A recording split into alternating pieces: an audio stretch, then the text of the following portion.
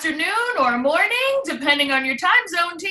It is Tuesday, May 7th, and this is our Lunch and Learn. Yesterday on the live that I did for the first week of May consistency raffle, I mentioned if you had a request to make it below, and because I hadn't made a final decision on today's Lunch and Learn. And the request was, can we talk about fundraising? Which was a great suggestion because we actually haven't talked about that in a while. So that's today's topic, and I have called in reinforcements on this because both Belinda Barrett and Elizabeth Hall do excellent jobs with fundraising that even isn't necessarily part of the official fundraising program. And I think that that's one of the main things that I was hoping to get across on this Zoom today, is that sometimes I feel like some team members hold back on fundraising because they either don't understand the program or they're not sure who's eligible and things like that. And the most important thing to remember is that you're an independent business owner. And what that means is that you get to make decisions on how and what and who you're going to fundraise for. And if the group or the individual that you want to fundraise for doesn't fall within the parameters of this brochure, that just means that you're not doing this brochure's fundraiser. And actually, it just means you can't use the link within this fundraiser. It doesn't even mean you can't use the brochure. It just means you would use your normal link with this brochure. So please know that, as with most things, you're the boss. So you get to make a decision on how and whom you want to fundraise for, and what means that you want to do that. I think that this sometimes stems from coming from another company, perhaps, where there was like 52,000 rules on just about anything that you were and weren't allowed to do. And Parklane's not like that. You want to advertise to be the #1 hit on Google, have at it. You want to pay to be a fundraiser, to have your ad, like a sponsored ad on Facebook so that it comes up, have at it. In fact, they teach us how to do that, not punish us for it like some of our former companies did. So fundraising kind of falls into that same category. So what I'm going to just first go over is, who would you fundraise for? So one of the things that I think that we just all need to kind of get into the habit of is keeping an eye out. So you know how you'll have a friend and she'll say on her Facebook, can't wait to head to Cooperstown with Johnny's baseball team. I'll be at their tournament today. Okay, baseball teams from all over the country play at that Cooperstown tournament. It's kids that are 12 years old that go. So if you know someone with a 12-year-old who plays baseball, they're either going to the Williamsport tournament in Pennsylvania or they're going to Cooperstown in New York. And I know this because Matthew went, and we played all kinds of teams, especially crazy loons from California who come with bells and all kinds of noise and all kinds of craziness. And actually, one of the teams we beat was from Schaumburg, Illinois, which when it came up in my Facebook memories, I was like, how crazy is that? That's where Park Lane is located. So all the teams in the world, LSW Astros beat the Schaumburg, I think they were like the Schaumburg Indians. But in any event, instead of saying, oh, how nice for them, you're going to shoot that girl a message and say, hey, Sue, I see that Bobby's baseball team is going to Cooperstown. I know that's a super expensive venture. How's your team doing with their fundraising? And she'll then answer you and say, hey, did you know that I could do an awesome fundraiser for you guys? I can do anywhere from 30 to 50% and would really be an amazing fundraiser for all of you. And then let her ask some questions. See if you can head to their meetings. See if you can provide some samples, or if they're having, really go to a meeting is always the best. One of the best fundraisers that I've done on the fastest turnaround with the highest satisfaction rate was when I saw one of my past hostesses post a GoFundMe for one of her students. She's the school psychologist at a high school, and she was posting a GoFundMe for a senior that was stricken with very bad stage 4 cancer. I messaged her right away and said, I can't even imagine this. I have a senior myself. Why don't you let me help you with a fundraiser? 4 days later, I was at an event that she had invited the community to. I did teachers after school, and then I went into a diner, had something to eat, and came back in the evening for the cafeteria. I wrote that school a check. I wrote that boy a check, actually. His mother, wasn't even his mom, God, the poor thing, like, lived with his mom's in jail. It was all kinds of craziness. I wrote a check to his custodial aunt for $1,000. Now, did I use this brochure? Did I go through Park Lane? No, I did not. I showed up with catalogs. I set her up a link that day, and I wrote a check for, I want to say 45%, because I knew I was making 50.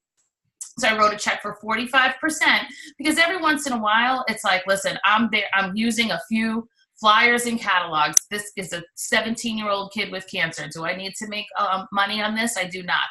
I want to help this kid, and I want to cover my costs. And then, you know, I have all these people in my customer base, and someday something will come from that.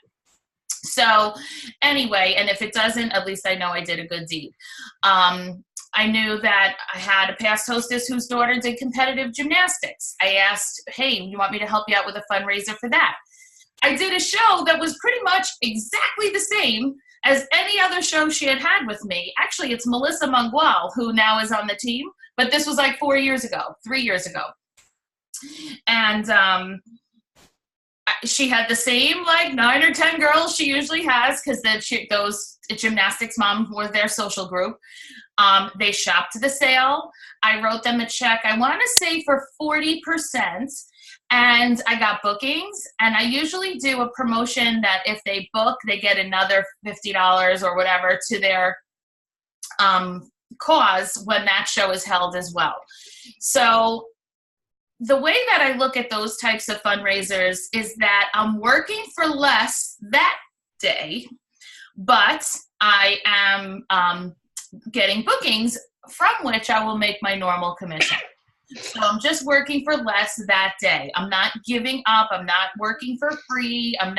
But it also is a way that I think it's important that we find ways to give back to our communities. And I think that doing fundraisers is a part of that as well. So truth be told, I have very rarely used this one, mainly because the groups that I was doing, like if you're going to use the brochure, for me, I found that you really need the person in charge to be on top of it.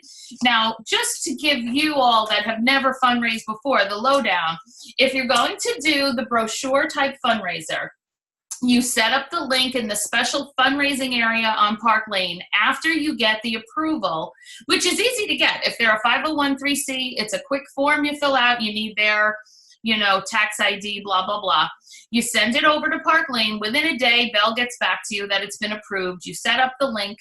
And then when people shop, they will see these options only, although they'll also see the options from any previous fundraising brochure that they kept online. So there'll be a few more options than what's here. They get 50% of what is sold, and you get paid on the other 50%. And then for your contest points, so let's say you were doing this in May and you're eligible for double trip points, you would get your points on the whole amount. And if you're eligible, say, for double points, you really would get double of that. So you get contest points on the whole thing. You get paid on 50%. They get a check for 50%. Now, there's no sale involved in this one. They shop this price. So when someone buys a Kai bracelet and Haley earrings and a Namaste ring, it's 40 plus 26 plus 20. No half price items, no bonus items. That's it. So that's why it is good for like little kids that are going to go home and collect orders and come back, things like that, right? But if you can get, yes, you get rich rewards points, everything. Any contest counts with this of the whole amount. Correct.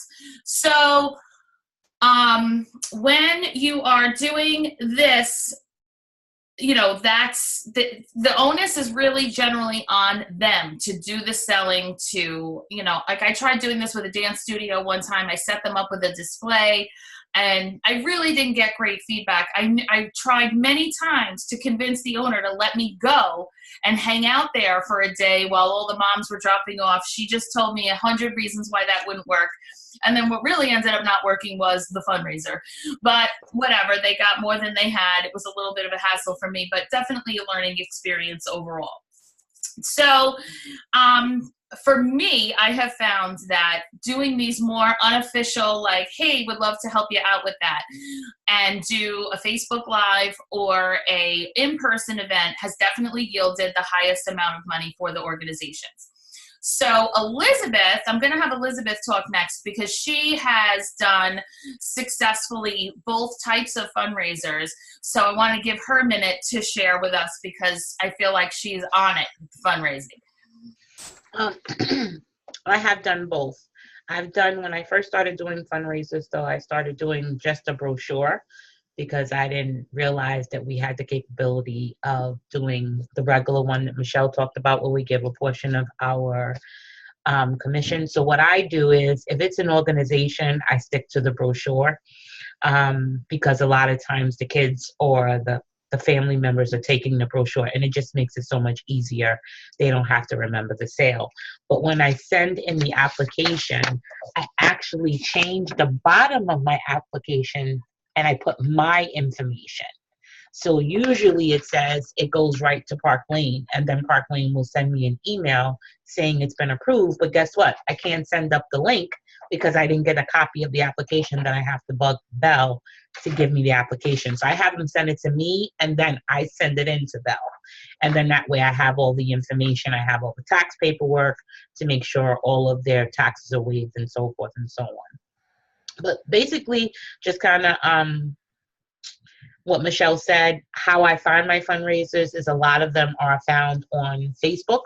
And when I'm doing parties, I always make sure that I let people know that we do fundraisers, and if you have a 501c3 or people that I may do a personal appointment with that may not want to have a party, but then I also let them know, listen, I'm looking for referrals. So you have an organization that you're looking for to help raise money. So I get referrals that way as well. But Facebook is very big. Basically what Michelle said, if you see someone saying, oh, I'm going to my daughter's baseball, basketball, volleyball, whatever sport it is, cheerleading, like I did one for my daughter's cheerleading team. And what I did to get the girls to participate, I made it a challenge. So I said, the person that sells the most will get this. The person that sells the second most gets this. The person that sells the third most. I did the top 3 people, but everyone that collected at least $200 in orders, I gave the cheerleader a free piece of jewelry, which I was able to write off anyway. So that got them involved. So when it's the parents, same concept, because moms like to compete against one another. So same concept. So that's basically what I do for my fundraisers. And I actually like them because it's my way of giving back. And it also broadens my customer base. So I always make sure that I follow up with everyone, just like regular show. I follow up with customer care calls and, make sure their order was okay. And if they had any questions, and then let them know that I also do personal appointments and I also do parties. So that's how I've been able to get some bookings from my fundraisers. That's it. Awesome. Yeah. I mean, the Elizabeth makes a good point about, again, keeping an eye out for what people are saying on Facebook, even when you're driving around. Like, I have actually taken a photo outside of a church, where it'll say, like, spaghetti dinner Saturday night to benefit such and such, contact Frank. Guess what? You're going to contact Frank. So take a photo of that, contact Frank and say, hi, Frank, I saw the sign outside of Our Lady of the Miraculous Miracle, and I saw that you're fundraising. Are you in charge of fundraising for the church? Because I do have a great fundraiser that I could use to enhance or do separately from the fundraiser you're already doing. Because remember, showing up with the jewelry at something pre-existing is awesome. I want you to try to get into the habit of attaching yourself to any paint night you see. Belinda, I actually don't want to steal. I have done that so many times. People doing the New York City Marathon and this and that. They always do a paint night for fundraising. I had, there was a girl at our gym doing something that was a paint night, and I knew Belinda was going, and I said, Belinda, please get on this. She's like, I'm already on it. Because what happens is, and then she even messaged me from the event, oh my God, no one's shopping. I said, no, here's how it goes down. They browse a little in the beginning, then they sit and paint, and you sit around. But once they're done, now they have nothing to do and they go to want to shop. I did 2 or 3 girls running the New York City Marathon at a paint night. So always keep your eye out for a paint night, because they always say yes too, because it's already set up. What do they care if they set up one more table and you show up with jewelry? It's just something extra fun for the girls. So Belinda also has done some creative fundraising, and she's had a long-standing one as long as she's worked here at a school. So take it away, Belinda. Hi, everyone. Yes, I have been doing a fundraiser for a school every year, twice a year sometimes, where it's kind of tough for me because I started with the previous jewelry that I used to sell, and then that was a cash and carry business, and then I went into Park Lane. So, it was kind of like a little weird for me on how to do it. So I only started doing it through the brochure.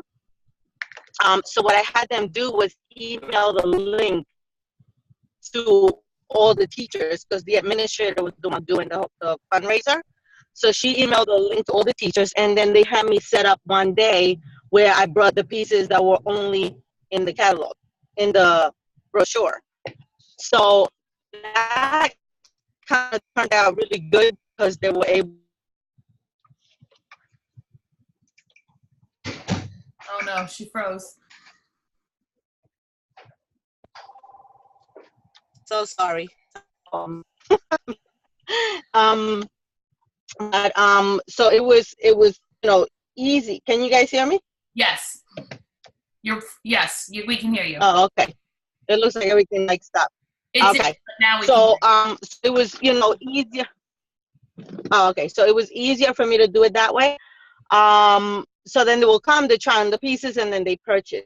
But then I realized that I sold more when I did it cash and carry than when I did it through the link. So I ended up bringing all the jewelry and even previous jewelry that was no longer in the catalog, and I will just sell what I had and then give them 20% or 25% back, depending on what it was for. And because usually what they had me come to do the fundraiser for was, this was at Boise, so a lot of the kids are with disabilities or ADHD, whatever it is that's going on with them. So what they wanted to do with the money was change the catalog from black and white color. So I was able to do that for them every time. I was able to pay for them to change it to color, and they were so excited about it. I'm like, yay, but so I was able to do that. So I saw, a lot of those pieces, and that's what I continue to do because that's what they like, okay, with that fundraiser. But I've also done the cheerleaders. So I've done it for a lot of my team members. I don't know if you remember, what's her name? Oh my God, I forgot her name now. Maggie's girl, the young girl. Do you remember, Michelle, her name? Don't put it on me. Go ahead. Can you hear me? No, I'm saying, do you remember her name? I can't remember her name. Anyways, anyways, I did a fundraiser for. Well, anyway, so I did this fundraiser for her, and it was a cheerleader fundraiser, and I actually had it at a show, not at a school, not sending brochures. So what I did was I ordered as many pieces. I had the majority of them, but I ordered any extra pieces so that it wouldn't look so empty. Because when you're doing that brochure, it looks just a little bit of jewelry. So I made sure that I ordered a lot and in different colors. So the earrings came in yellow and white and rose gold. So I ordered all 3 so that it could look full. Mm-hmm. And all the moms came. So when all the moms came, they purchased. So the fundraiser was probably about $2,500, somewhere around that, ballpark. And half of them went to the cheerleaders. They were doing a traveling team So they were like in love and excited about it. I mean, it took a lot of work because, it was a lot of moms there and we all had to put orders together and get them going, but it worked out well. So now with that paint night that Michelle is talking about, I saw it on at the gym and I called her, messaged her immediately. And she was like, yeah, it's no big deal for you to for us to put a table there for you. And that's what I did. So Michelle told me to do it 15 trays of 15, what is it, 25, 15, 20, 15, 25, and 35, something like Yeah. that. And I did, but because I've never done it that way, I ended up doing the regular sale, buy two, get four. And people were shopping, and then I just gave them the percentage, like 25% out of that. Why are you doing that? Because I thought you were going to take a loss doing it like that. If it's broken down into lower pricing, No. Unless you put it into the price it kind of really is, then of course that's fine. But when I break it down into No, it was a regular sale. Okay, so that's different than what I It ended up, I put the actual pricing, I put the pricing in every tray, like 15, 25, 35. But I guess because they used to me selling it at a regular sale, they didn't even look at those prices. Right. They were like, so what's the sale again? So then I just said, you buy two, get four. And then they ended up buying like that. And then I wrote a check out to them at the end. So it worked out for me anyways. I was doing, it was kind of weird for me to do it at 15, 25, and 35 because if I felt that I was going to take a loss, because now it's already on sale, marked down, and now I got to give back. So I kind of just said, you know what, let's just do the regular sale. I'll give you 20 to 25% back. And at the end, I just wrote a check. And I always write a check because that's how you know your write-off. Right. If you don't, you're not going to remember, you're not going to jot it down. But if you go through your check and you see, okay, this was a fundraiser, you're able to keep track of it, easier than you just saying, here's, $300 or, in cash. So you always write a check to keep a trace, of it. Correct. And, a lot of this stuff it's tax deductible. So it's a no-brainer. And then you get all these points and then we earn trips and all that stuff. Right. All the good stuff. Yeah. And so Belinda made a Yeah. So that's pretty much what I do. When at that paint night, because she had so many normal customers there, it was completely fine to do the sale. Because that's what they were used to, and they were actually happy to do that. When I did some of the other paint nights, I've done the broken down pricing, like when I go sell at the nursing homes, just because sometimes people just want to grab one thing. But what I did do at both of the marathon ones, and that's reminded me, I said you can either shop the prices on the table or I can place an order with a bonus item depending on what you want. So when they wanted a few things, the sale was better. If they wanted to just grab a pair of Milana earrings, cash and carry, then that was better. So I kind of worked it whatever was more to their advantage. Does anyone else want to throw in anything that you've done with a fundraiser that either supports what someone said here or is something a little different?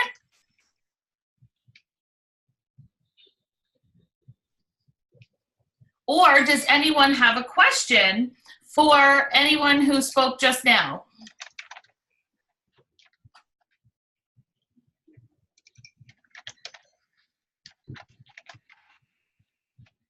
All right then. So I hope that this was helpful information to kind of help you get on the bandwagon with fundraising. They really can be a way to reach people that you wouldn't normally reach.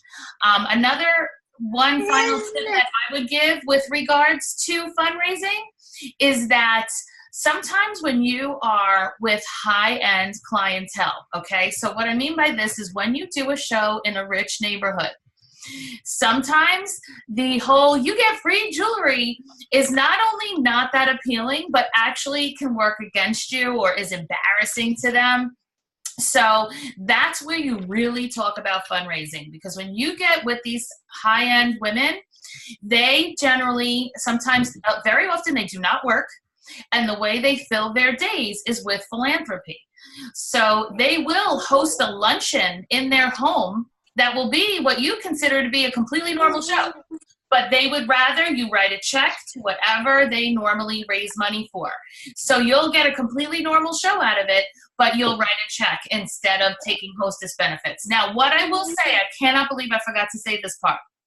Anytime that I write a check for the portion of my commission, I deliver the show to me because I keep the hostess benefits.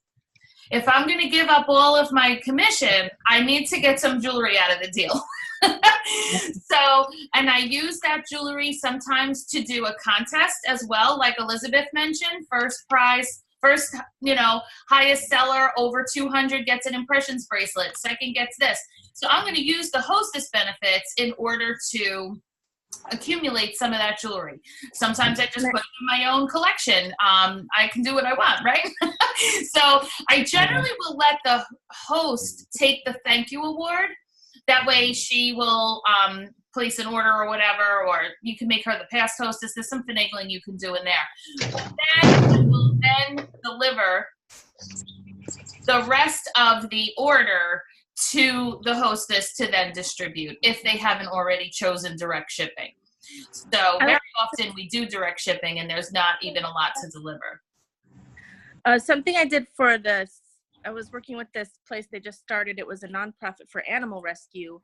And I used my hostess rewards to get a bunch of paws bracelets and then offered them with each order because they were like brand new. They had very small followers on Instagram and everything. So this was like their very first fundraising attempt. So all their little images and everything, we included like a paws bracelet on there, or just like lower priced items. So for like November's Diabetes Awareness Month, and we'll have the bright red signature studs, like getting a ton of those with my hostess rewards because the colors are silver and red for that month for that cause. So finding like a themed color or item and then offering it as an incentive for ordering, just getting it with the hostess rewards. That's a great idea. Because really, most of these causes have signature colors. And then if it's a team, you can get it in the team colors, or a school. Also, always be on the lookout for schools that are animals with paws. So like I was at my daughter's lacrosse team played St. John the Baptist, and in the middle of the field was a giant, what looked like the paws bracelet. Literally the paws bracelet was like humongous center field on the football field. And I was like, oh my gosh, I need to write this down. I need to get with somebody who is fundraising here, because Catholic schools fundraise all the time. So that means that I can get with the cheerleading coach, I can get with the, anybody. And the bracelet would be for that school, team name. They're the Cougars, that's what it is. So the paws bracelet, remember, it's not just a dog. It's kind of vague. So keep an eye out for schools that are cougars and bulldogs and, all kinds of things like that. So that's a good point. Thank you, Ashley. That's what Donna has been doing also, because we have the paw here in Farmingdale. So it's a lion paw, but it looks exactly like the dog paw. So she did a fundraiser with just the paw bracelets. And also I forgot to mention that from the Bethpage, the fundraiser that I had, the one from the gym, I spoke to another girl while I was there, and I had another fundraiser right after that because she was doing some kind of luncheon for Alzheimer's disease that she's like very dear and near to her heart. So I said, listen, I could do the same thing for you, but they couldn't fit me at the event. So I said, let's just do a fundraiser through Facebook. Let's just do, So it was about $800 that there was, something that I'm like, wait a minute. I was just going to let it go. And I got that from there. And I also have a wedding appointment to do because of that. So, so you get so many things. I also have done, which I forgot, is give each kid to collect $100 in orders from the brochure. So each parent, so let's say there's 20 moms. Okay, each mom has the job with their child to get $100 worth of in orders from the brochure. So if you have 20 moms, that's $2,000 right there. So it's really, it's easy. And what do you need? 2-3 items, sell 2-3 items out of the brochure, and it gives you $100 or a little over 100, and you're good. And then you can do also the raffles where whoever sells the most will get this, and $25 gift card or whatever you want to do. So it's so many things you can do with that. And think about how impressive that is to the group. If that group meets that goal, they are getting a check for $1,000. Belinda's getting 2,000 points for anything she's working on. And because she's getting double May trip points, that would be 4,000 trip points for her if this fundraiser goes the way it is, the way she's laying it out for them. And if they reach part of the way there, then she's getting whatever part of the way they got. And that's really true, that once you get involved in a fundraising group, like the reason I did so many New York City Marathon girls is because girls that run together are all doing the same thing. So at this paint night, all of her friends that are running the New York City Marathon, all these it was a Lululemon society where they all came in their running pants and looking all cute. And then the one girl was like, "Ooh, I'm doing this too. Can you do one for me?" And then at that one, I met another one. So you are going to find people of like minds at these events. So I think that what we can do right now, who's ready to commit to finding a new fundraiser by the end of this week? I feel like we can all go out there with this information. I'm going to start a thread, and we're going to comment what new fundraiser you booked. Okay, whatever's on your calendar already cannot count. Obviously, it's the honor system. I wouldn't know. But let's all commit to finding a new fundraiser by Sunday night and use some of the strategies we just shared today. And then I am going to provide a grand prize for one of your fundraisers. All right, so we'll make a thread. We're going to put when it is, and if it's or a date range if it's online or whatever, and what the organization is, so that we can all kind of get some ideas. So comment, what's the organization? How did you find them? And when is it? And I'm going to pick one of them to provide the grand prize for you, and it'll be a really nice prize. All right. Michelle, I don't know if everybody caught it, but one thing that stuck with me is something that you said at the beginning is, how can I enhance your event? I love that wording. So something to keep in mind, like your paint nights and everything. That was really, really good. So good. That's awesome. Yay. I was actually repeating the word as I was driving. I don't know if you guys noticed. Enhance. Enhance. I know. It's such a good one. It's such a great, it sounds really fancy, and it makes it oh, well, yeah, I want my event enhanced. Of course I do.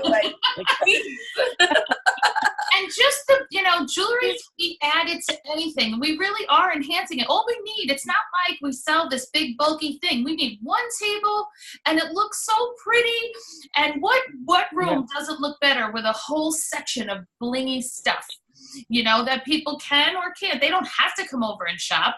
They will. They'll want to. They'll say, "Oh my God, now you're killing me." But that's okay. They're adding to their profits, and we're out there meeting people. And that's always the goal, to be out there meeting new people. So love it, love it. I also would just want to make a final one announcement, and that is, besides that tomorrow's the end of week 2, and you need to have your 1,000 in by tomorrow night in order to get your Rich Rewards level 1. But we have had 3 people from our organization asked to speak at convention. And those 3 people they're all going to be doing various forms of a booking panel, because it was all about who are the good bookers, who knows how to book things outside the show, and who knows how to book people at the show. So remember Ashley's awesome live that she did a couple of weeks ago?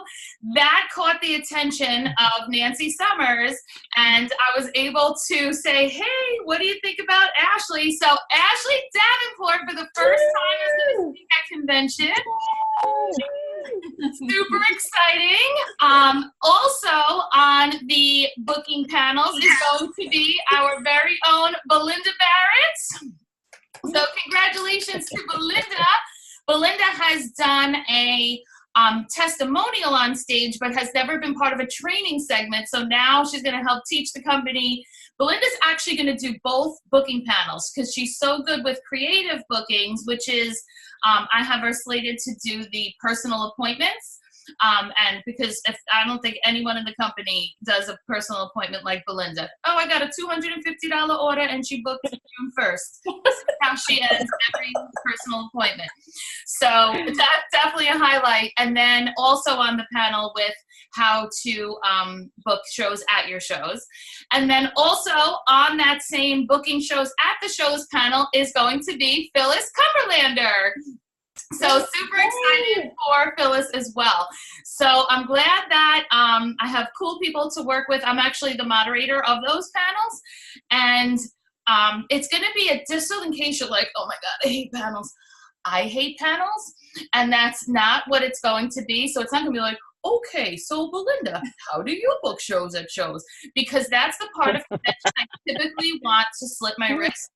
What it's going to be is like a lively conversation like you see when you watch like The Talk or The Real or The View or something like that.